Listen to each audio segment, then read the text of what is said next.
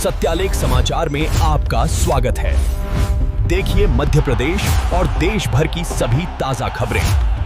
Washington से बड़ी खबर, अमेरिका और ईरान के बीच तनाव अपने चरम पर पहुंच गया है।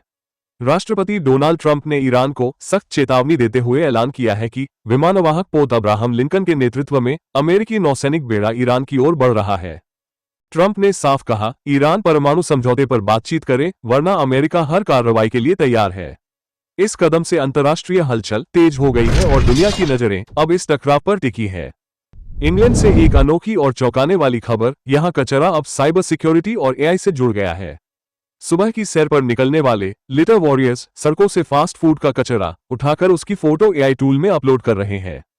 इस डेटा से पता चल रहा है कि कचरा कहां से आया और कौन सी कंपनियां जिम्मेदार है। ये पहल पर्यावरण को साफ रखने के साथ फास्ट फूड कंपनियों की जवाबदेही भी तय कर रही है।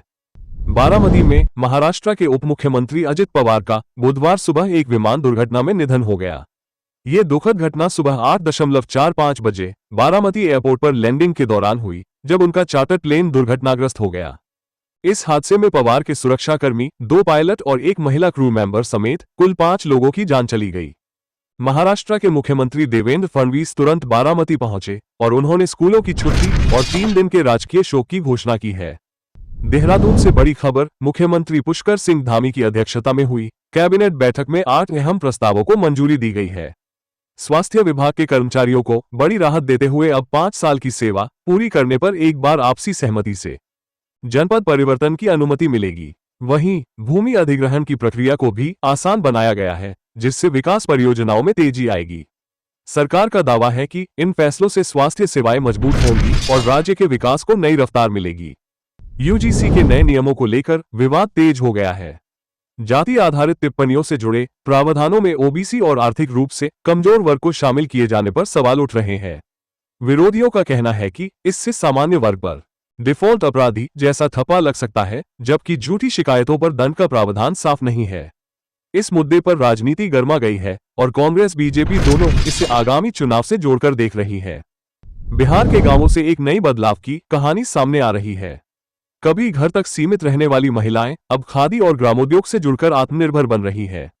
राज्य सरकार के खादी प्रशिक्षण केंद्र उन्हें सिलाई, बुनाई, अगरबत्ती और डिटर्जेंट निर्माण जैसे हुनर सिखा रहे हैं।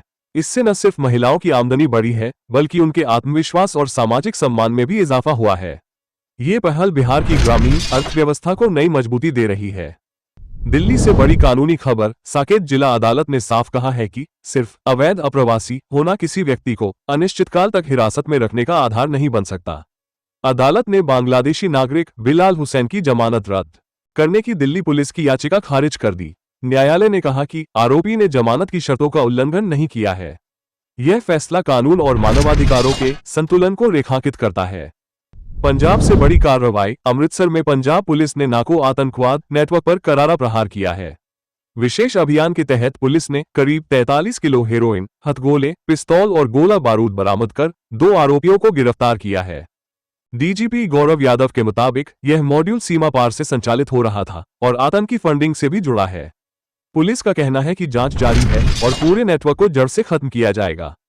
बेंगलुरु से बड़ी खबर, बॉलीवुड अभिनेता रणवीर सिंह के खिलाफ धार्मिक भावनाएं आहत करने के आरोप में एफआईआर दर्ज की गई है। मामला गोवा में हुए आईएफएफआई कार्यक्रम के दौरान की कथित टिप्पणियों से जुड़ा है। शिकायत में चामुंडी दैव परंपरा और हिंदू आस्थाओं के अपमान का आरोप लगाया गया है। फिलहाल मामला बेंगलुरु पुलिस के पास है और जांच जारी है, जबकि इस घटना ने सिनेमा और धार्मिक संवेदनशीलता पर नई बहस छेड़ दी है। भारतीय क्रिकेट के लिए खुशखबरी, ओपनर अभिषेक शर्मा ने टी20 बल्लेबाजी रैंकिंग में अपना दबदबा बरकरार रखा है। ताजा आईसीसी रैंकिंग में 929 अंकों के साथ वे लगातार छठे महीने नंबर 1 बने हुए हैं। न्यूजीलैंड के खिलाफ शानदार पारियों का उन्हें पूरा फायदा मिला है। वहीं कप्तान सूर्य कुमार यादव ने जोरदार वापसी करते हुए टॉप 10 में जगह बनाई है। टी20 वर्ल्ड कप से पहले भारतीय खिलाड़ियों की यह फॉर्म टीम इंडिया का मनोबल बढ़ा रही है।